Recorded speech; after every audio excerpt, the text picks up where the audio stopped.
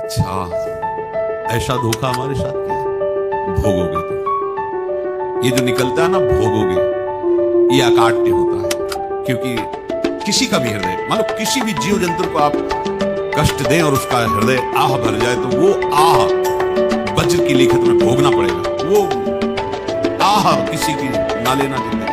कोई ऐसा कहे, कोई आह भर करके कह दिया तुम समर्थ हो, हम तो कुछ कर नहीं सकते, वो अंदर से तो फिर तुम्हारी सामर्थ्य मिट्टी में मिला। ऐसा नहीं कि आप जो कर रहे हैं कोई देख नहीं रहा, कोई हिसाब किताब नहीं, जो कर रहे हैं अवश्य में भोक्तव्य।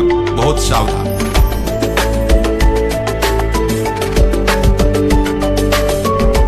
जीव स्वयं नित्य निरंतर कर्मों के जाल को रच रहा है और अपने आप को बांध रहा है। आपको मुक्त होना है, बंधना नहीं। जीव का जन्म कर्मों के अनुबंध से होता है, कर्मों के बंधन से होता है, और उसको अपना ऋण चुकाना होता है। कर्मानुबंध ये बहुत सूक्ष्म विषय है। जैसे आप जिस परिवार में जन्म लिए हैं, तो उस परिवार के लोगों से आपका ऋण है, इसलिए उसी परिवार में आप आए हैं। और ऋणानुबंध, उसको बिना चुकाए या बिना वसूल किए आप वहां से जाएंगे नहीं। आपको लेना है तो वसूल करना है, और देना है तो चुकाना है। ये पूर्व के जन्मों से निश्चित किया गया है। जैसे किसी के यहाँ पुत्र हुआ, जन्म से ही पैसा खर्चा शुरू, बड़ा हुआ तो उद्दंडता के द्वारा मार पूरे परिवार को क्लेश पर क्लेश देता चला जा रहा है। ये तुम्हारे कर्म का फल है। या ऐसे सतीन बुद्धिहीन जैसे पागल मुझे जीवन सेवा करो, फिर अपना हिसाब चुकाने के लिए हुआ है। अब परिवार के जो सदस्य जुड़े आगे और पत्नी आती है, पूरी हृदय में आनंद, परिवार में आनंद, और जीवन भर वो आनंद ही सुख देने के लिए उसका अपना ऋणानुबंध मुक्त। वो आते ही भयंकर क्लेश खड़ा कर दिया, बीच में दीवार और झगड़ा वैसा, फिर अतरे दिन मारपीट शुरू, कलह अशांति, पूरा जीवन नर्क हिसाब करने आएगा। यहां ऋण चुकाए बिना कोई जा नहीं सकता, ऋण चुकाना पड़ेगा। किसी का ऋण वसूल करना है तो किसी को ऋण चुकाना है, दोनों काम करने होते हैं। अनेक जन्मों में अनेक लोगों के साथ हमने जो बर्ताव किए हैं, अच्छे या बुरे, वो होंगे। अब किसी आदमी को हम जानते नहीं, अचानक मिला, अचानक टक्कर लगा, मार पीट गाली गुस्सा सब कर दे, चुपचाप सह लो। क्यों? ये आपका हिसाब है, पूर्व का हिसाब। हमारा उससे कोई द्वेष नहीं, कोई संकल्प नहीं। अचानक घटना घटी और हमसे द्वेष करने लगा, हमें पीटने लगा, हमें गालियां दे, ये हिसाब है, चुपचाप सह जाओ। अपने घर का भाई ही भारी दुश्मन बन गया और क्लेश हिसाब है। एक प्रभुदत्त ब्रह्मचारी जी की वाणी में पढ़ा था, एक महात्मा जी भ्रमण करते थे, तो उस समय असरफियां चलती थी, मोहरे असरफियां, उनको भेंट में देते लोग। या तो ठाकुर सेवा में लगे तत्काल, या संत सेवा में तत्काल लगे, उसका संग्रह करके डोलना ये ठीक नहीं है। बैरागी के लिए सिद्धांत में ये ठीक है। तो जब 2, 4, 6, 8 ऐसे मोहरे हुई, उन्होंने विचार किया कि और भ्रमण करके जब काफी मोहरे हो जाएंगी तो प्रयागराज में जब कुंभ पड़ता है, एक बार पूरे सब अखाड़े के संतों को, अलग अलग संप्रदाय सब संतों को बुलाएंगे और सबको बुलाएंगे। अब साधु है तो यही विचार करेगा, और क्या विचार करेगा। तो उन्होंने ऐसे डंडा बनवाया, बेंत, वो ऊपर से चूड़ीदार और भीतर पोला, वो मोहरे उसमें डाल, और भ्रमण, जहां जहां श्रद्धालु भगत थे सबके यहां जाना और इच्छा रखना, एक मोहर में मेरे दक्षिणा कामना कोई भी हो वो बांधते ही है। इसीलिए प्रभु जो चाहे वो करे, अपनी चाह नहीं रखनी चाहिए, अपनी चाह प्रभु की चाह मिला नहीं सकती। धीरे धीरे वो छड़ी भर गई, भ्रमण करने वाले महात्मा चूड़ी लगाई, इंतजार करते रहे। जब प्रयाग का कुंभ पड़ा तो चले। तो रास्ते में एक गांव में पूछा जाता है, जैसे कहीं लोगों की कोई श्रद्धालु ऐसा है जो संत सेवी है, तो कुछ लोगों ने बताया हाँ एक परिवार है बहुत संत सेवी है और आपको मिलाते हैं उसे। घर में खूब अच्छा हलवा पूरी पवाया, और जो घर के मालिक थे चरण दबाए, चरण दबाते दबाते उनकी दृष्टि पड़ी उस डंडे पे, इतना मोटा चूड़ी सी भी नजर आ रही, इस डंडे में तो कोई रहस्य है ही है। अब महात्मा जी को खवा पिला के सुला दिया, महात्मा जी जब सो गए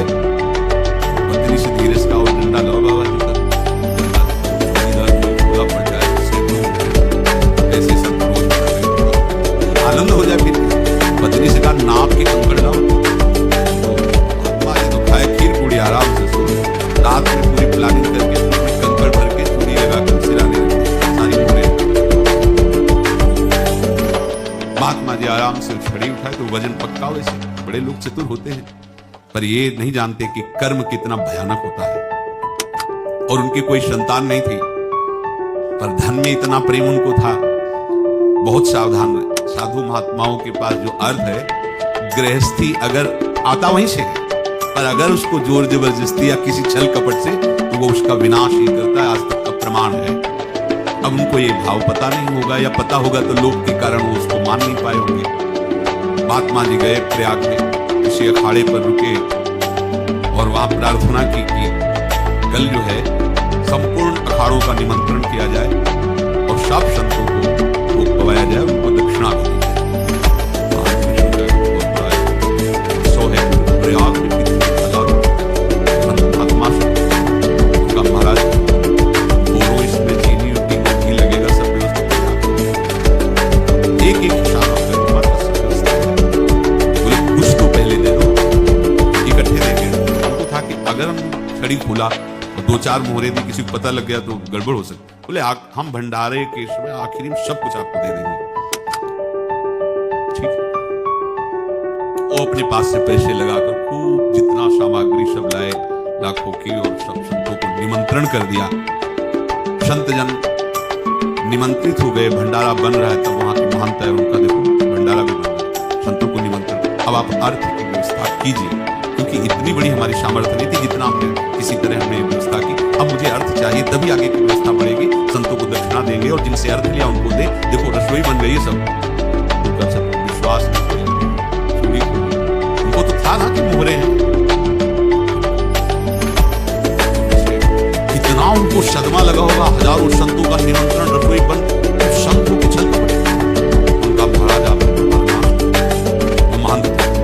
अब बताओ रसोई बन गई, संत निमंत्रित हो गए, आप एक कंकड़ दिखा रहे हैं। आपने बर्बाद कर दिया, हमारी इतनी सामर्थ्य नहीं थी, आप पहले बता देते। संत होकर ऐसा छल कपट। अब वो बोले तो क्या बोले, क्योंकि उनको पता था कि मोहरे हैं इसमें। अंदर से उनका चिंतन गया उसी से, अच्छा ऐसा धोखा हमारे साथ किया, भोगोगे तुम। ये जो निकलता है ना भोगोगे, ये अकाट पे होता है। क्योंकि किसी का भी हृदय, मान लो किसी भी जीव जंतु को आप कष्ट दें और उसका हृदय आह भर जाए, तो वो आह वज्र की लेकर तुम्हें भोगना पड़ेगा। वो भीष्म जी को भोगना पड़ेगा। सांप को ऐसे धनुष की नोक से उठाया, बबूल के कांटों के ऊपर फेंक दिया, कई दिन तक छेदा हुआ, वो आह भर करके मरा। तो आपको 6 महीने बाणों की सैया पर आह किसी की ना लेना चाहिए। कोई ऐसा कहा, कोई आह भर करके कह दिया तुम समर्थ हो, तुम कुछ कर नहीं सकते, अंदर से तुम फिर तुम्हारी सामर्थ्य मिट्टी में मिला। फिर संत और भगवत आराधना के लिए, संत आराधना के लिए ये शक्ति नहीं थी। अभी उनका कैसे मुंह दिखा है। सुबह संत जन आएंगे, सबके बीच में हमारी ये देखो आप क्या करें। गए और संगम में जाके छलांग लगाई, अपनी प्राण। अब उनके तो पास मोहरे थी और व्यापार बढ़ा, और 9-10 महीने बाद ही लड़का हुआ। अब तो उनको कि संत फलीभूत हो गया, व्यापार चल रहा, लड़का नहीं होता था, लड़का भी हो गया। बड़ा आनंद छा रहा। जब से वो प्रकट हुए और धन की वृद्धि शुरू हो गई, पढ़ाई लिखाई में उनके खर्चा हुआ, बस बीमारी शुरू हो गई उनके शरीर में, अब उसमें पैसा जाना शुरू। इतने आसक्त वो दोनों हो गए कि कुछ भी हो, व्यापार ठप, संपत्ति बेचना शुरू। तो उन्होंने कहा कि बेटा मैं क्या कर सकता हूं। बोले हमारी अंतिम इच्छा है प्रयाग से, और जितने प्रयाग में संत महात्मा सबको एक बार मिला, हमारी इच्छा अंतिम, क्योंकि अंतिम यही इच्छा थी। बोले अब ज्यादा संपत्ति तो नहीं है, तो मुझे घर बेच दो, मेरे लिए बेच दो। मुझे लगता है मैं बचूंगा नहीं, पर मेरी अंतिम इच्छा घर बेच दिया, जेवर बेच दी। वहां गए, जब संत सेवा की तो बोले मुझे संगम तक ले चलो। संगम तक ले गए और बोले समझे तुम चुराए थे और हमने उसको छीना है, कुछ नहीं रह गया तेरे पास कुछ, अब केवल ममता और आसक्ति में जलकर मर और नर्क प्राप्त कर। मैं वही महात्मा हूं जिसकी तुम्हें मोह लगी। महात्मा को जन्म लेना पड़ा और इनको दुर्गति भोगनी पड़ी। ऋणानुबंध होश में, ऐसा नहीं कि आप जो कर रहे हैं कोई देख नहीं रहा, कोई हिसाब किताब नहीं, जो कर रहे हैं अवश्य में भोक्तव्य। बहुत सावधान। अनेक जन्मों में अनेक लोगों से जो कुछ लिया दिया है, इस लेने देने को मिटा देने के बाद ही तुम मुक्त होगे। इसीलिए एक उपाय है, लेना न देना मगर देना। क्या? मालिक को समर्पित हो जाओ, मालिक को अपना माना हुआ समर्पित कर दो, खत्म। अहम त्वाम स्वरूपाभ्यो मोक्षयिष्यामि, सब खत्म। आगे पीछे लेना देना सब खत्म। एकादश स्कंद में भगवान श्री कृष्णचंद्र ने कहा, जो मेरे चरणों का आश्रय लेकर मेरा भक्त मेरा भक्ति करता है, उसके पितृ ऋण, मातृ ऋण, देव ऋण, ऋषि ऋण, सब ऋणों से मैं मुक्त कर देता हूं। बस यही एक उपाय है जो इसके बंद करने का उपाय भक्तों के लिए है, वो यही है, भगवान की शरण में होकर अपना माना हुआ पूरा भगवान के अर्पित कर दो। अर्पित करने का तात्पर्य उसमें अहम हटा दो। तदीयम वस्तु गोविंदम तुभ्यमेव समर्पयामि। जिनसे तुमने सेवा करवाई है उनकी सेवा करनी पड़ेगी, जिनसे तुमने जो कुछ लिया है उनको देना पड़ेगा। ये लेने देने का व्यापार जब तक समाप्त नहीं होगा तब तक तुम्हारा जन्म मरण चलता रहेगा। अब आपको यहां समझना है, यदि आपसे किसी ने पैसे लिए बेईमानी करके नहीं दे रहा है तो आप उसको गाली मत दीजिए, आपने बेईमानी की थी इसलिए आपकी बेईमानी की। लेकिन कोई बात नहीं है, बंधन से मुक्त हुए, जो बोझा था चला गया। उसको ऐसा ना देखे कि ये बेईमान हमारे रुपए मार लिए, अब जो कुछ होगा देखेंगे। अगर आप आगे नया कुछ करते हैं तो फिर आगे का हिसाब आपको भोगना पड़ेगा, ध्यान रखना। ऐसा नहीं है कि आपको भोगना नहीं पड़ेगा। एक ही उपाय है कि आप जो शरीर धारण के इसी में जो भोग ले आगे ना होना चाहिए। तो क्या करे? सर्वतो भावेन भगवान की शरण ले।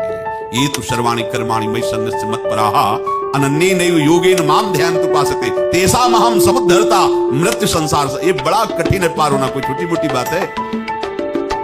एक महात्मा बाल्यावस्था से भजन करते थे, शालिग्राम भगवान पास रखते थे और उन्हीं की आराधना करके बस पाठ, नाम, जप और भ्रमण करते थे। यौवन अवस्था थी, गंगा जी के किनारे अपने ठाकुर को विराजमान करके स्नान करने के लिए कपड़ा ही उतार रहे थे कि 90 लोग आ गए, भाला तलवार सब, मारो मारो, घेर लिया। उन्होंने हाथ जोड़कर कहा, क्या अपराध किया? कोई सुन ही नहीं रहा। उन्होंने कहा, मार तो डालोगे आप 90 लोग, तो लिए नहीं। एक बार गंगा में डुबकी लगा और अपने ठाकुर को स्नान किया। भगवत इच्छा से लोग रुके, स्नान किया। आपके सिवा मेरा कोई है नहीं और ये मुझे मानना है। भगवान ने जानते हो क्या कहा उनके अंतर में? तुम मेरे में ध्यानस्थ हो करके शरीर को छोड़ो, ये लोग मारेंगे। ये मेरे भजन का फल है कि तुम्हें 90 जन्म नहीं लेना पड़ेगा। एक ही जन्म में 90 मिलके, तुमने 90 हिंसा की थी पूर्व में, तो तुम्हें 90 बार जन्म लेना होता और एक एक करके मारते। ये मेरे भजन का प्रताप है कि एक बार में ही 90 का हिसाब हो जाए। तुम आंख मूंदो, मेरे ध्यान में मगन रहो, मेरे प्रताप से तुम्हें कोई चोट नहीं होगी और स्वाभाविक मूर्छावस्था में प्राण तुम्हारी छूट जाए। ऐसा ही हुआ, ऐसा हुआ। तो ये बात समझ लो कि ये जो कर्मानुबंध है, ऋणानुबंध है। अब देखो, अगर शाप महात्माओं ने दिया कि तुम्हारे वंश का इससे विनाश होगा, तो भगवान भी परम धाम जा रहे थे उसी कील से। बाण की नोक में जो मछली लील गई थी छोटा, उसी से नोक बनाई और उसी नोक प्रहार किया। भगवान के श्री चरण में वही बाण की नोक लगी, भगवान स्वीकार किया। भगवान का बड़ा लीला विचित्र है। अगर झुक करके उधर राम अवतार तो इधर स्वीकार किया भगवान ने। ऐसा कहीं नहीं दिखाया कि मैं भगवान हूं तो मैं अपने लिए, ऐसा नहीं दिखाया। नारद जी का हित किया पर नारद जी ने श्राप दिया तो भगवान ने स्वीकार किया। बंदरों ने ही सहायता की, जैसा बोले थे वैसा।